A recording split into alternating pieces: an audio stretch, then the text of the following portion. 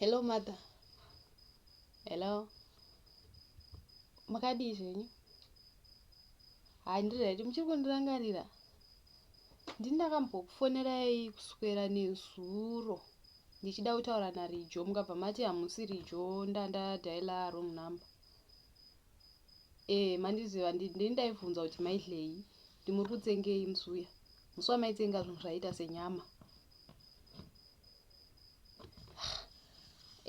Handangoti zvangu ndinzwe because musi uya foni yakazokata musati mandiudza. Handizi nditi makakata kana kuti inetwork yakazonetsa, but ndakazongoona kuti foni yakazongokata musati mandiudza kuti chii chamaidla paya.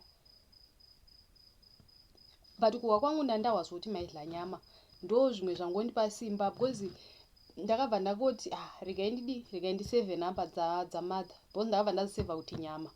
Ndobva ndangoti ndichazofonera madha pandojusa. Saka nhasi ndangojusa ndikati ndifonere madha kuti komusiya foni yakazongokata musina kutaura chamaidla chii. Aiwa ndipengi ndakakwana. Ashuwa sorry henyu kana ndakujairirai kana kuti ndichita kunge ndikupusa, but ndikubvunzawo ndiri serious. Kuti maitsengei musi uya, musi wandakafona mukati wrong number. Those ndakakubvunza kuti wrong number but pane chamaitsenga zvinhu zvacho zvaita senyama asi kuteerera kwandakazviita ini.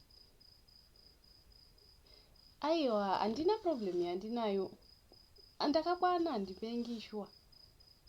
Sorry henyu kana ndaita zvinhu zvakashata. Apa muri kuita sekuti pane zvinhu zvamuri kutsenga futi zviri kusaunda senge nyama. Bosi saundi dzamunobudisa pamemitsenga dzoita sekuti nyama, ndo zvimwe zvinondipa simba roti ndirambe ndichikufonerai.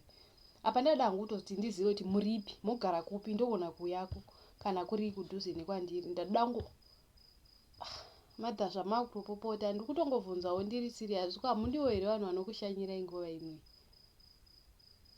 Mogona henyu musingadi vanhu vanoshanya. Asi kuzivana chinhu chakana hatizivani hedu asi togona kutongotanga kuzivana ipapo. Because masounds amunobudisa pamunotsenga paya zvezvo zviratidza kuti inenge nyama yamuri kudya. Ndo zvimwe zvinondipa simba roti ndirambe ndikufonera. Nemadha zvamakutopopota. Ndada ngoziva chandangoziva ndechekuti muripi. Kuti maybe ndogona kuuyako. Sorry henyu kana ndakanganisa. Muchika Hello.